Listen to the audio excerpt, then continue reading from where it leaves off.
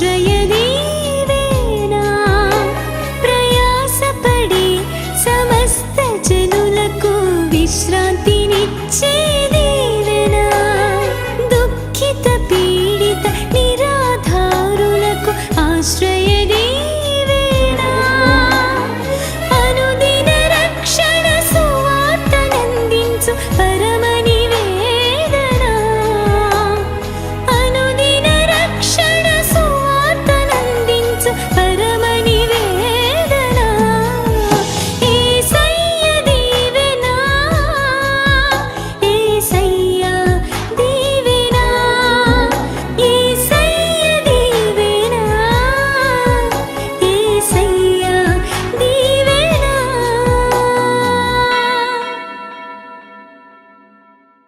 తర్వాత 11 మంది శిష్యులకు కూడా ఆయన తాను ప్రత్యక్షపరుచుకున్నాడు. 6వది 11 మంది శిష్యులకు.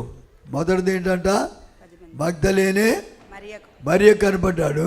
రెండవది కొందరు స్త్రీలు కనపడ్డాడు. మూడవది పేతురు గారు కనపడ్డాడు. 4వది ఎమ్మాయిని మార్గాన్ని పోతున్న 2 శిష్యులకి తాను ప్రత్యక్షపరుచుకున్నాడు. తర్వాత 5వదిగా 10 మంది శిష్యులు యూదులకు భయపడిన వారికి తాను ప్రత్యక్షపరుచుకున్నాడు. మరి 6వదిగా చూస్తే 11 మంది శిష్యులు ఆ ఇంట్లో ఉన్నప్పుడు వానికి ప్రత్యక్ష. చూడండి, యోహాను సువార్త 20:26 చూద్దాం. 8 దినములైన తరువాత ఆయన శిష్యులు మరలా లోపల ఉన్నప్పుడు, చూడండి, ఆయన శిష్యులు మరలా వచ్చారు అదే గదిలోకి. అలా ఆ భయం పోవట్లేదు వీళ్ళకి. వాళ్ళు మరలా వచ్చారంట 11 మంది కలిసి. తోమా వారితో కూడా ఉండెను. అప్పుడు తోమా గారు కూడా కలిసాడు. ఈ 10 మందితో 11 వాడు. ఆయన కూడా కలిసి ఉన్నప్పుడు తలుపులు మూయబడి తలుపులు మూసేసుకున్నారు వీళ్ళు కూడా. యేసు వచ్చి మధ్యలో అప్పటికి చెప్పారు తోమాకి, అయ్యా యేసయ్య కనపడ్డాడు, మేము చూసాము, అబ్బో ఆయన చాలా ఆనందమైంది మాకు అని చెప్తే, అబ్బే నాకు కుదరదయ్యా, నేను చూడాలి, మీరు చూస్తే నాకేం తెలుసు, నేను చూడాలి ప్రత్యక్షంగా, నేను ఆ చేతులు గాయాలు వేలు పెట్టి చూస్తే కానీ నమ్మను. నేను ఆయన చేతులలో మేకుల గురుతులు చూచి నా వ్రేలు ఆ మేకుల గురుతులో పెట్టి నా చెయ్యి ఆయన ప్రక్కలో ఉంచితేనే గాని నమ్మనని నమ్మనన్నాడు. ఎంత భయంకరుడండి. అందరూ చూశారు, నేను మాత్రం ఏళ్ళు పెట్టి చూడాలంట, గాయాలు రేపాలి. చాలామంది వేసి గాయాలు రేపడానికి చూస్తుంటారు. ఎప్పుడు గాయాలు రేపడం పాపం ద్వారా, అసహ్యమైన కార్యాల ద్వారా దేవునికి దూరం అయిపోయి గాయాలు రేపుతూ అనేకసార్లు మరలా బాహటంగా సిలువకు అప్పగించేస్తారని ఎబ్రీ పత్రిక 6:4 మనం చూస్తాం. ఒకసారి వెలిగింపబడి, చూడండి, ఒక్కసారి వెలిగింపబడి పరలోక సంబంధమైన వరములను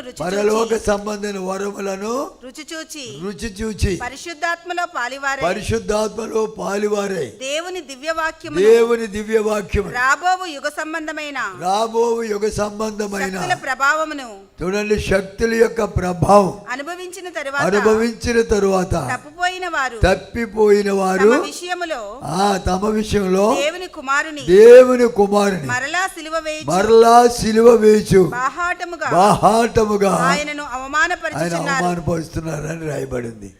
బాహాటంగా అవమానపరుస్తున్నారు. ఈయన అవమానపరిచే వ్యక్తిలో ఈయన ఒకడు తోమా గారు.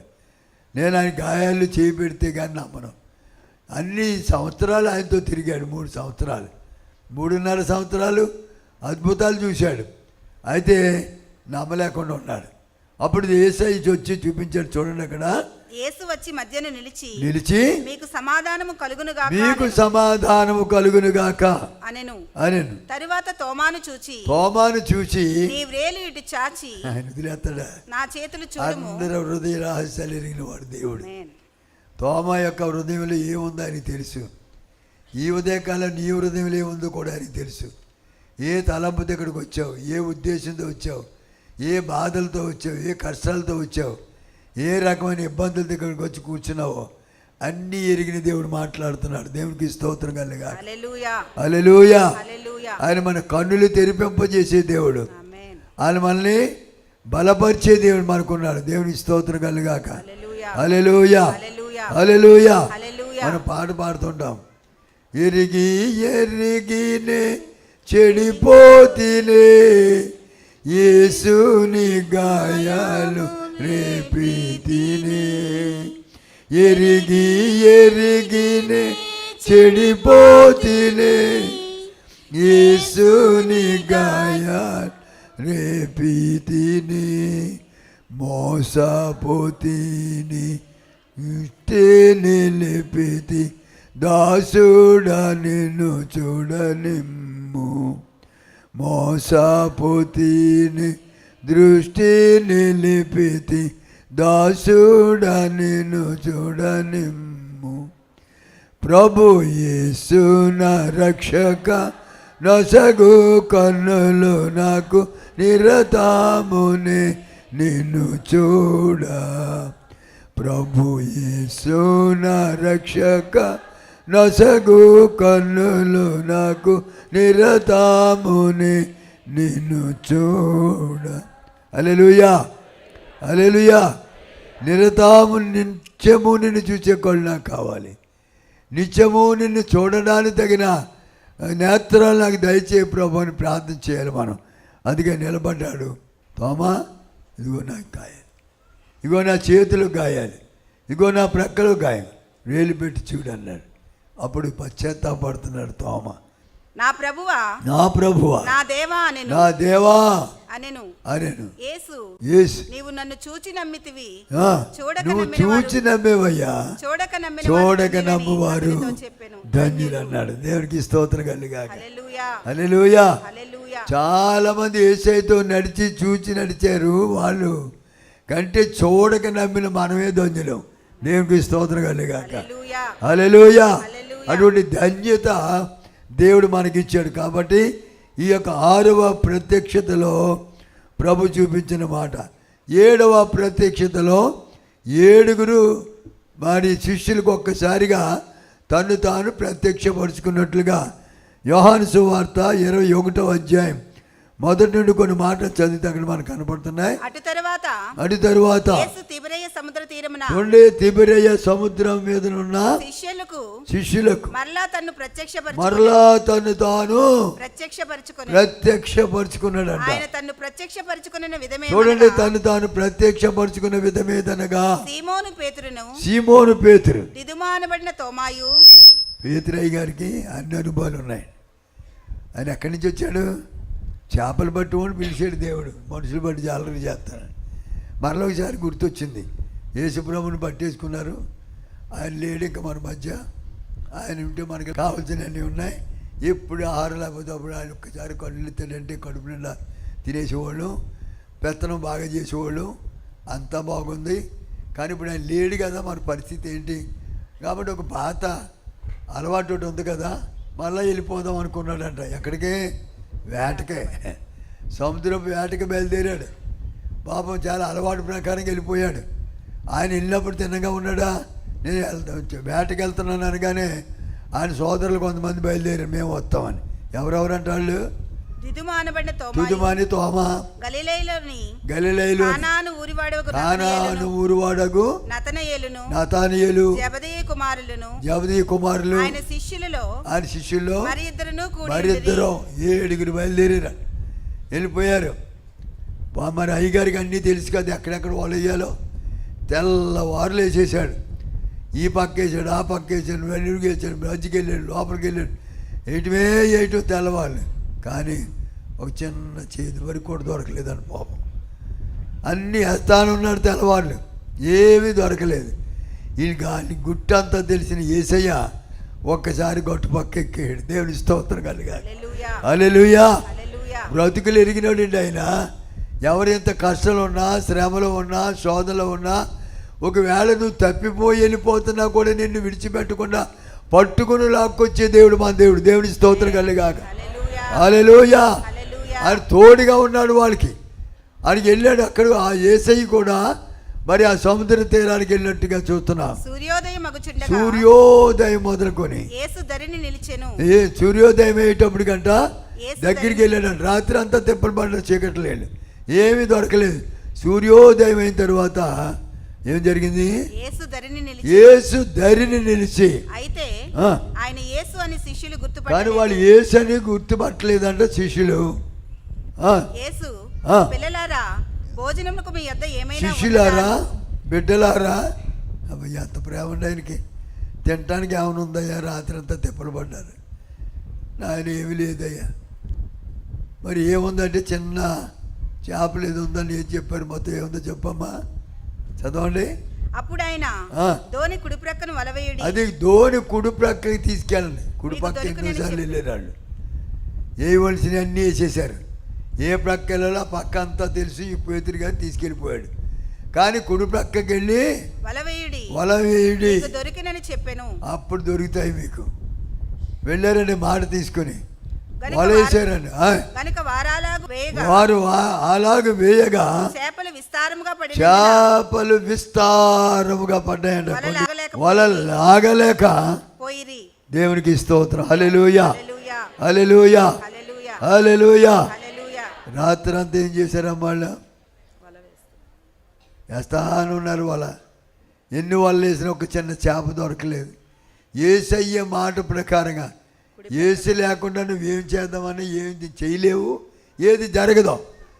యేసయ్య ఉండాలి నువ్వు వెళ్ళే ప్రయాణంలో, యేసయ్య ఉండాలి నీ చేసే ఉద్యోగంలో, యేసయ్య ఉండాలి నువ్వు కనిపెట్టే మీ పిల్లల పెళ్ళిళ్ళలో, మీ కార్యక్రమాలన్నింటిలో కూడా యేసయ్యకి మొదటి స్థానం ఇస్తే ఆయన నీ యొక్క కార్యాలన్నీ సఫలపరుస్తాడు. దేవుని స్తోత్రం కలుగా.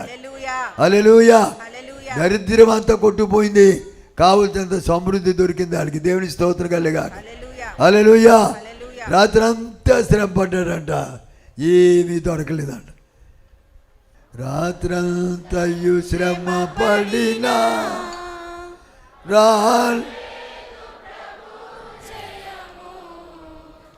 రహదారు వెదకినను రాదాయను ప్రతిఫలము.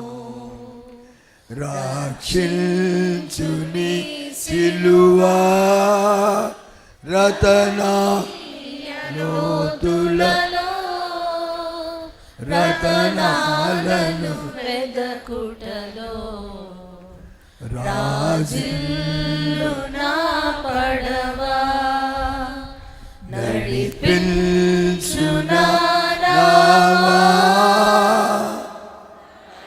సంద్రమున దేవా నవ జీవన మార్గమునా నా జన్మ తరింపా. హల్లెలూయా. రాత్రంతా శ్రమ పడ్డారు, ఒక్క చిన్న చేప కూడా దొరకలేదు. యేసయ్య వచ్చి ఒడ్డు నిలబడ్డాడు, వేయండిరా వాళ్ళు అన్నాడు. ఆయన మాట సేపు వేస్తే గొప్ప గొప్ప చేపలు పడ్డాయి. దేవునికి స్తోత్రం కలుగాక. హల్లెలూయా. ఆయన కాల్చుకున్నారు, తిన్నారు, దేవుని మహిమను చూశారు. దేవునికి స్తోత్రం కలుగాక. హల్లెలూయా. కాబట్టి రాత్రంతా శ్రమ పడితే ఏం దొరకదు. యేసయ్య ఉండాలి నీ శ్రమలో. నువ్వు యేసు లేకుండా ఎంత శ్రమ పడినా వ్యర్థమేనండి. యేసుకి స్థానం ఇవ్వండి. మొదట మీ ఇంట్లో యేసయ్య ఉండాలి, నీ ఉద్యోగంలో యేసయ్య ఉండాలి, నువ్వు వెళ్ళే ప్రయాణంలో యేసయ్య ఉండాలి, నువ్వు చేసే ప్రతి కార్యక్రమంలో యేసయ్య ఉండాలి. యేసయ్య ఉండి మొదలు పెడితే అన్ని శుభాలేనండి. దేవునికి స్తోత్రం కలుగా. హల్లెలూయా. కాబట్టి యేసు లేకుండా ఏమీ చేయలేవనే సంగతి ఈ యొక్క శిష్యులు తెలుసుకున్నారు. 7 వెళ్ళారు, 7 పరిస్థితి అది అయిపోయింది. యేసయ్య వెళ్ళాడు, సమృద్ధినిచ్చాడు. దేవునికి స్తోత్రం కలుగాక. హల్లెలూయా. కాబట్టి ప్రతి విషయంలో కూడా మనం యేసయ్యని ముందు ఉంచాలి. నీ వ్యాపారంలో కానీ, వ్యవసాయంలో కానీ, నీ ఉద్యోగంలో కానీ, ప్రయాణంలో కానీ, నీ బిడ్డల భవిష్యత్తులో కానీ యేసయ్య లేకుండా ఏది అభివృద్ధి కలగదు. యేసయ్య కలిగి ఉంటే సమస్తం సమృద్ధి. దేవునికి స్తోత్రం. హల్లెలూయా. 8వ ప్రత్యక్షత చూద్దాం. 11 మంది శిష్యులు మరి ఒక కొండ మీద కూర్చున్నప్పుడు వారికి తాను ప్రత్యక్షపరుచుకున్నాడు. మత్తయి సువార్త 28వ అధ్యాయం 16వ వచనం చదువుదాం. చూడండి, 11 మంది శిష్యులు యేసు తనకు నిర్ణయించిన గలిలయలోని కొండకు వెళ్ళిరి. గలిలయలోని కొండకు వెళ్ళారంట. ఆయన చూచి ఆయనకు మ్రొక్కిరి గాని కొందరు సందేహించిరి. కొందరు సందేహం. ఎప్పుడు అనుమానమేనండి. అనుమానం కలిగి ఎప్పుడు అనుమానమే, అన్నిటికీ అనుమానమే. పిల్లల మీద అనుమానం, భార్య మీద అనుమానం, భర్త మీద అనుమానం, కుటుంబం మీద అనుమానం, ఇద్దరు కలిసి మాట్లాడుకుంటే ఏం చెప్పుకుంటున్నారు అనుమానం, నన్ను గురించి ఏమిటో అన్నీ అనుమానాలు మన బ్రతుకి. కానీ కొందరు ఏసైని చూసి అనుమానిస్తున్నారండి. ఆయనతో తిరిగిన వాళ్ళకి అనుమానం, ఆయనతో తిన్నవాళ్ళకి అనుమానం, ఆయన చూస్తేనే అనుమానించారు. కొందరైతే సందేహించారు, కొందరు అంగీకరించారు, ఆయన మొక్కారంటే కొందరు ఏం సందేహించారు. తర్వాత అయితే యేసు వారి యొద్దకు వచ్చి పరలోకమందును భూమి మీదను నాకు సర్వాధికారం ఇవ్వబడింది, కాబట్టి మీరు వెళ్ళి సమస్త జనులను శిష్యులుగా చేయొచ్చు, తండ్రి యొక్కయు కుమారుని యొక్కయు పరిశుద్ధాత్మ యొక్కయు నామములోనికి వారికి బాప్తిసం ఇచ్చు. నేను మీకు ఏ సంగతులు ఆజ్ఞాపించుదునో వాటన్నిటిని గైకొని వారికి బోధించమన్నాడు. దేవునికి స్తోత్రం కలుగాక. హల్లెలూయా. అందరు గట్టిగా దేవుని స్తోత్రం చెల్లిద్దాం. హల్లెలూయా. 11 మంది శిష్యులు కొండ మీద కూర్చున్నారు. అక్కడ కూడా వెళ్ళాడు యేసయ్య. నా శిష్యులు అక్కడ ఒంటరిగా కూర్చున్నారు. వాడికి నేను ఒక్కసారి ప్రత్యక్షమై 4 పని అప్పగించాలని వెళ్ళాడు. మీరు సర్వలోకానికి వెళ్ళండి, సర్వ సృష్టికి సువార్త ప్రకటించండి, నమ్మిన వారికి బాప్తిసం ఇవ్వండి, తండ్రి యొక్కయు కుమారుని యొక్కయు పరిశుద్ధాత్మ నామమున బాప్తిసం ఇచ్చుచు నేను ఏ సంగతులు అయితే నేను బోధించిన వాటన్నిటిని వారికి బోధించండి అని చెబుతూ దేవుడు దేవుని సేవకుడు ప్రత్యేకించాడు. దేవునికి స్తోత్రం కలుగాక. హల్లెలూయా. కనుక ఆయన ప్రత్యక్షత చాలా గొప్పదండి.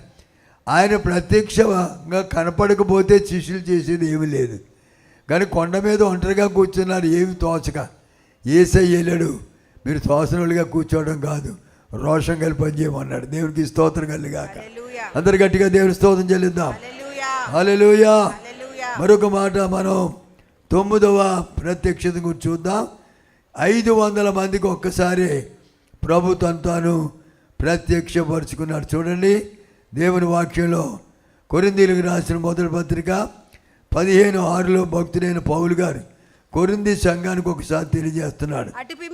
అటు పిమ్మట 500 కంటే ఎక్కువైన సహోదరులకు ఒక్క సమయం అందే కనపడ్డాడండి. ఆయన మృత్యుంజయుడే తిరిగి లేచిన తర్వాత.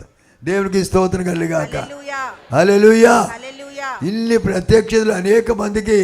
మొట్టమొదటిగా మగ్దలేనే మరియా, రెండవది కొందరు స్త్రీలు, మూడవది పేతురు, నాలుగవది 2 శిష్యులు, 5వది 10 మంది శిష్యులకు, మరి 6వది 11 మంది శిష్యులకు, 7వది 7 శిష్యులకు, 8వది 11 మంది శిష్యులకు, 9వది 500 మంది కంటే పైన ప్రజల మధ్యకి వెళ్ళి తాను ప్రత్యక్షపరుచుకున్నాడు. దేవునికి స్తోత్రం కలుగాక.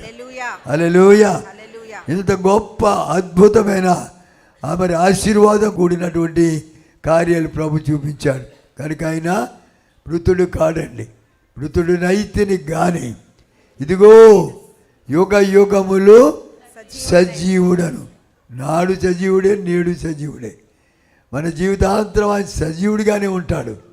మనం మృత్యుడు అవుతాం కానీ ఆయన సజీవుడిగా ఉంటాడు. ఆ సజీవుడైన దేవుని సన్నిధిని మనకి ఇస్తున్నాడు. దేవుని స్తోత్రం. హల్లెలూయా.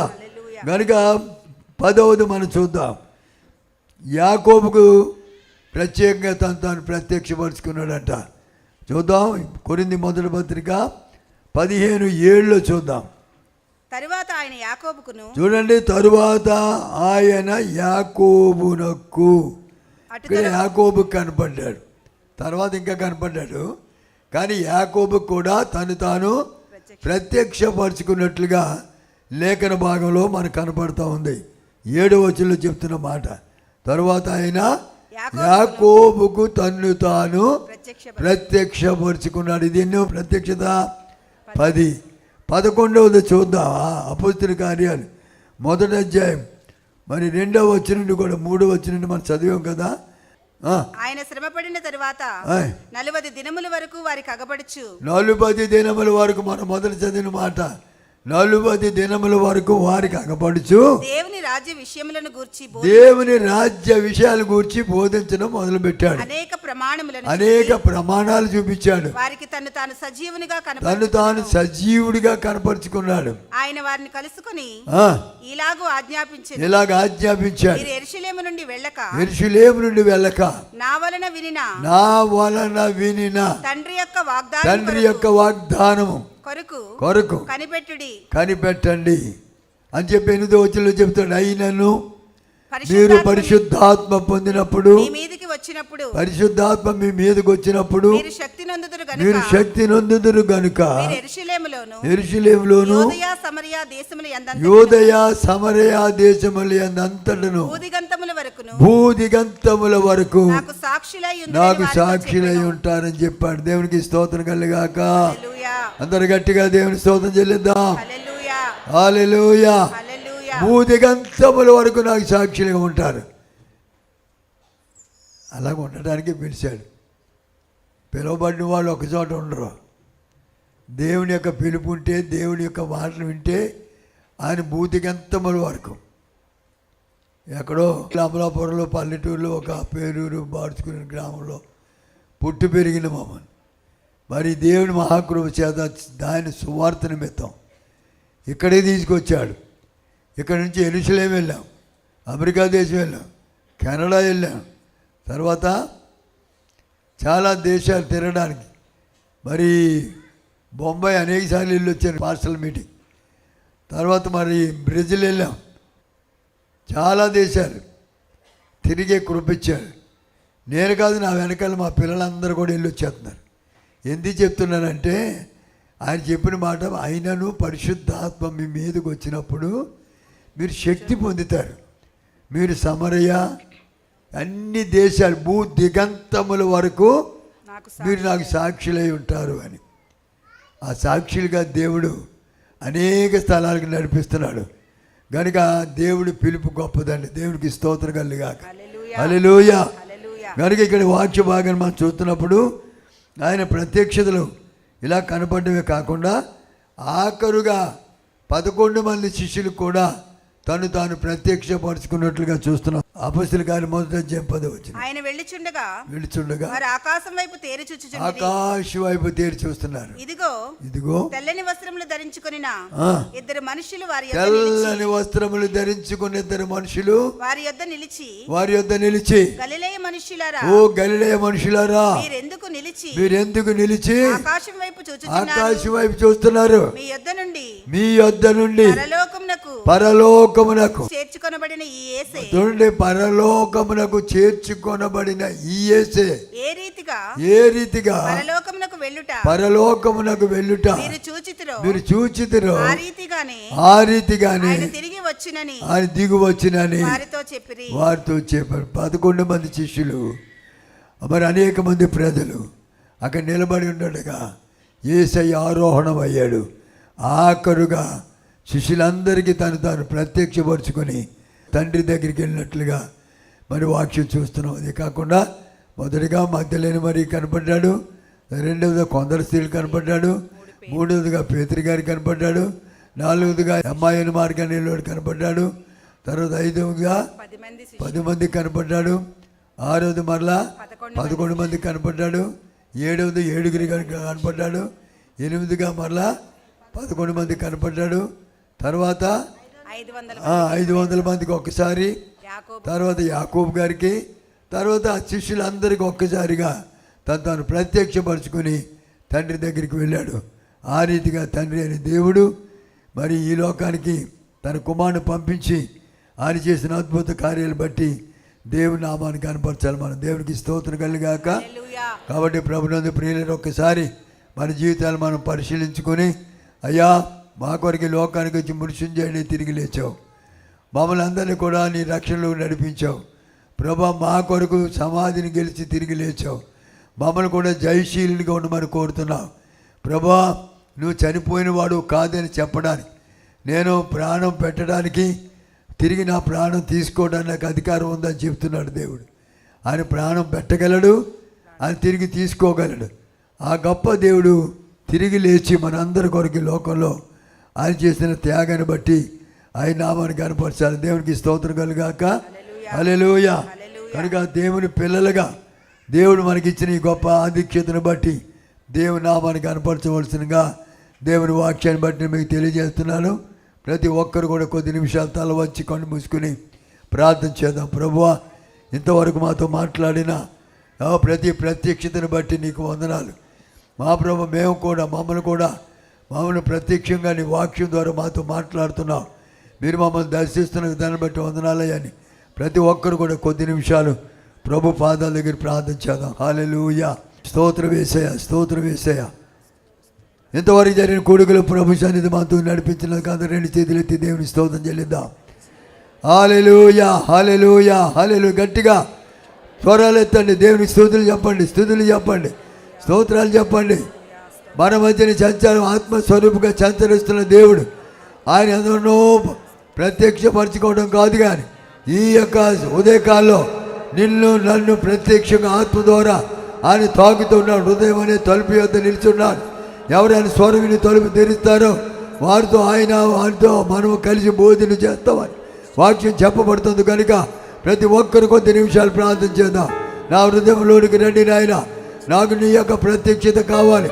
నేను నిన్ను చూడాలి, నిన్ను చూచే కన్ను, నీ మాట వినే చెవి, గ్రహించే హృదయం నీ నాకు దయచే ప్రభు అని ప్రతి ఒక్కరు కూడా కొద్ది నిమిషాలు ప్రార్థన చేద్దాం. హల్లెలూయా, హల్లెలూయా, హల్లెలూయా, హల్లెలూయా. యేసయ్యా నీకు వందనాలు, వందనాలు. పరమ తండ్రి నీకు వందనాలయ్యా. ఇంతవరకు జరిగిన కొడుకులు మీ సంధి మాతించినందుకు వందనాలు ప్రభా. నాయన, నువ్వు తండ్రి 40 దివారాత్రులు భూలోకంలో మృత్యుంజయుడే తిరిగి లేచిన తరువాత నీవుగా అనేక మందికి ప్రత్యక్షమై అనేక మందికి నువ్వు దర్శనమిచ్చి మాట్లాడి ఎవరు ఏ విధంగా ఉండాలో వారికి తెలియజేసిన విధానం బట్టి వందనాలు ప్రభా. 11 మంది శిష్యులు కొండ మీద కూర్చున్నప్పుడు మీరు సర్వలోకానికి సర్వచుట్టుకి సువార్త ప్రకటించమన్నావు, బాప్తిసం ఇవ్వమన్నావు, లోకానికి వెళ్ళి సువార్త ప్రకటించమన్నావు. నీవు ఇచ్చిన అధికారం బట్టి, నీవు ఇచ్చిన గొప్ప కార్యాన్ని బట్టి నీకు స్తుతులు చెల్లిస్తున్నావు. అటువంటి అధికారంతో కూడిన నీ సువార్త ప్రకటించే వారికి అనేక మందిని లేవనెత్తండి, అద్భుతమైన కార్యం జరిగించండి. యేసు ప్రభు ద్వారా అడుగుతున్నాము తండ్రి, ఆమేన్, ఆమేన్.